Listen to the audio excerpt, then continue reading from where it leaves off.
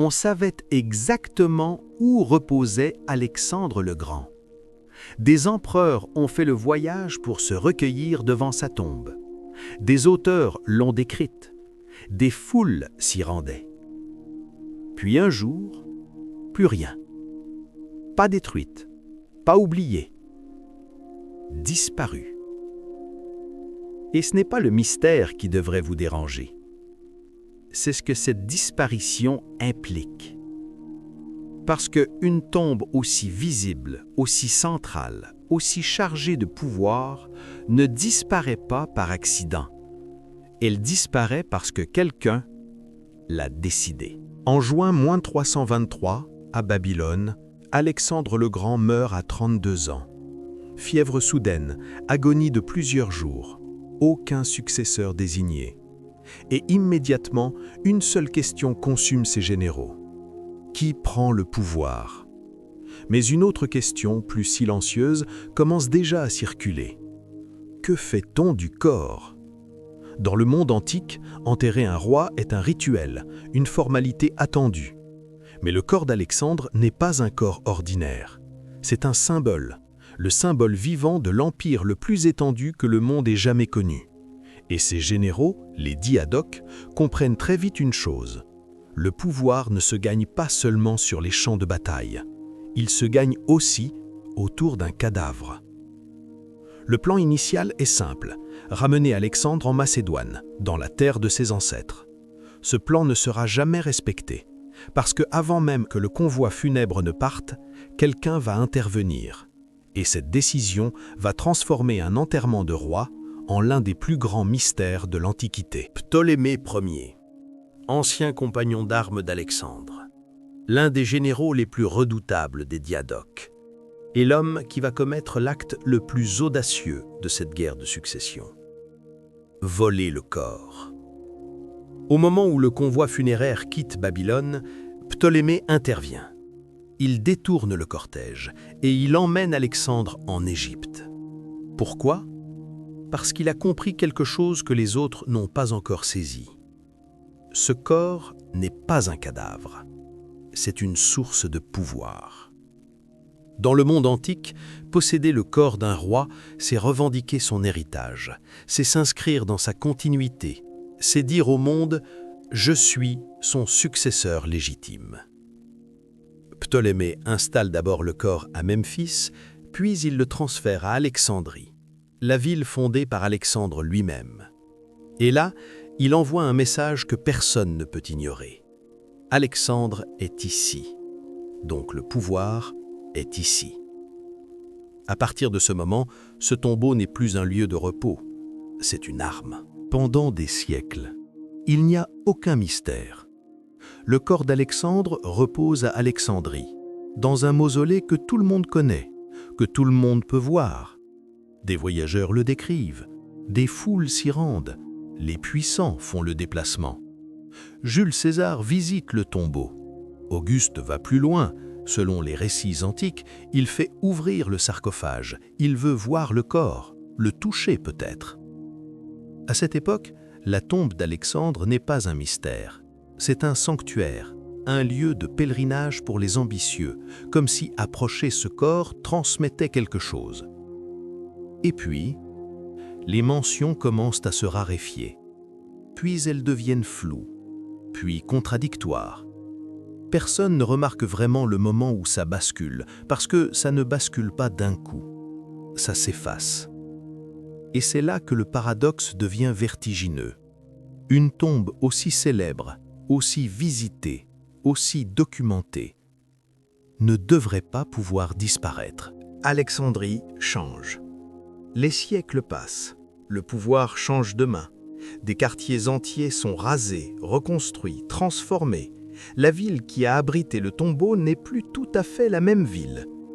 Et les historiens ont une explication pour ça. Séismes, inondations, destruction, réaménagements urbains, bouleversements religieux. Alexandrie a tout connu.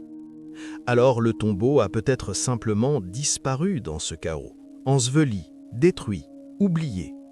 C'est une explication raisonnable. Le problème, c'est qu'elle ne tient pas. Parce qu'on ne parle pas d'un sanctuaire secondaire, d'un monument mineur perdu dans une ville de province. On parle du tombeau d'Alexandre le Grand, l'un des lieux les plus célèbres du monde antique, visité par des empereurs, décrit par des auteurs, inscrit dans la mémoire du pouvoir depuis des générations. Ce genre de lieu ne s'efface pas discrètement, pas sans débat, pas sans témoignage, pas sans que quelqu'un, quelque part, note avec précision le moment où il cesse d'être accessible. Et c'est là que le silence devient étrange. Parce que ce silence, il ne ressemble pas à un oubli ordinaire. Il ressemble à autre chose. Reprenons. Chaque pouvoir qui contrôle Alexandrie a la même obsession. Trouver le tombeau, le montrer, s'y associer. Parce que ce tombeau n'est pas qu'un lieu funéraire, c'est une source de légitimité. Se recueillir sur la tombe d'Alexandre, c'est dire au monde « je suis dans sa continuité, je porte quelque chose de lui ». Auguste le fait, d'autres avant lui, d'autres après. Aucun souverain ne laisse un tel symbole se perdre par négligence. Alors voilà ce qui est étrange. Ce n'est pas que le tombeau disparaisse dans le chaos d'une ville qui change, c'est que la disparition elle-même semble ne pas avoir de témoin. Pas de moment précis où quelqu'un écrit « le tombeau est inaccessible, détruit, perdu ». Pas de polémique datée, pas de deuil collectif, pas de tentative documentée de le retrouver. Juste un silence qui s'installe progressivement. Comme si la mémoire du lieu s'était effacée avant même que le lieu lui-même disparaisse. Et ça, ce n'est pas le comportement d'un oubli ordinaire. Un oubli ordinaire laisse des traces de lui-même, des regrets, des questions, des fouilles, des débats. Celui-là ne laisse presque rien. Ce qui pose une question différente. Pas « comment ce tombeau a-t-il pu disparaître ?», mais « est-ce que quelqu'un, à un moment donné, a voulu qu'il disparaisse ?» Posons l'hypothèse. Pas une destruction, pas un oubli, une transformation. Alexandrie est une ville qui se réinvente, plusieurs fois, profondément. Elle est grecque, puis romaine, puis chrétienne. Elle absorbe des empires, elle traverse des ruptures religieuses majeures. Et à chaque rupture, les symboles du monde précédent posent un problème. Pas toujours un problème violent, parfois juste un problème d'incompatibilité. Un tombeau où l'on vénère un homme comme un dieu, dans une ville qui commence à n'admettre qu'un seul dieu, ça ne peut pas rester tel quel. Alors voilà ce que l'histoire montre, encore et encore. On ne détruit pas toujours, on reconstruit par-dessus, on rebaptise, on réinterprète. Un temple devient une église devient une mosquée, le lieu reste, le sens change. Et la mémoire d'origine ne disparaît pas brusquement, elle s'efface lentement, couche par couche, à mesure qu'on cesse de la transmettre.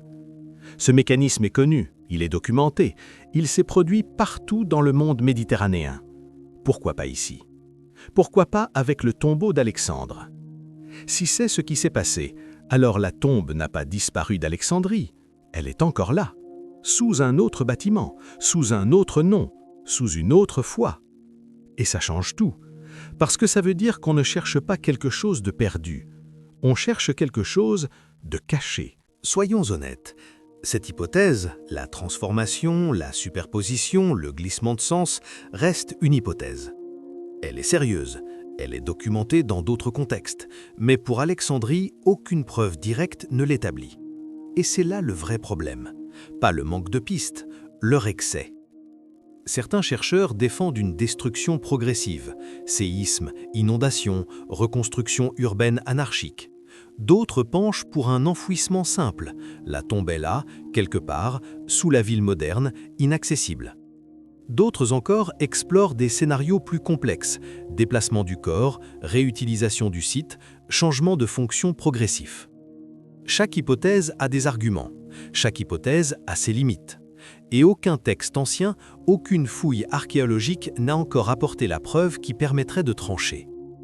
Ce n'est pas un mystère sans indices, c'est un mystère où les indices pointent dans trop de directions à la fois. Ce qui laisse une question ouverte. Parmi toutes ces pistes, y en a-t-il une qui soit plus solide que les autres? C'est exactement ce que certains chercheurs ont tenté de démontrer. La tombe d'Alexandre n'est peut-être pas un mystère archéologique. c'est peut-être un mystère politique. Parce que ce corps n'était pas seulement un corps, c'était une preuve, une légitimité, un droit au pouvoir pour quiconque le détenait. Et les symboles de cette nature ne s'effacent pas par accident. Ils s'effacent quand quelqu'un a besoin qu'ils disparaissent. Alors, la vraie question n'est peut-être pas où est la tombe d'Alexandre, mais qui a eu intérêt à ce qu'on ne la retrouve jamais? Cette question n'a pas de réponse certaine, pas encore. La tombe de Gengis Khan pose exactement le même vertige. Un conquérant, un corps caché, une disparition qui ressemble trop à une décision. La vidéo est là, à l'écran, sur ta droite.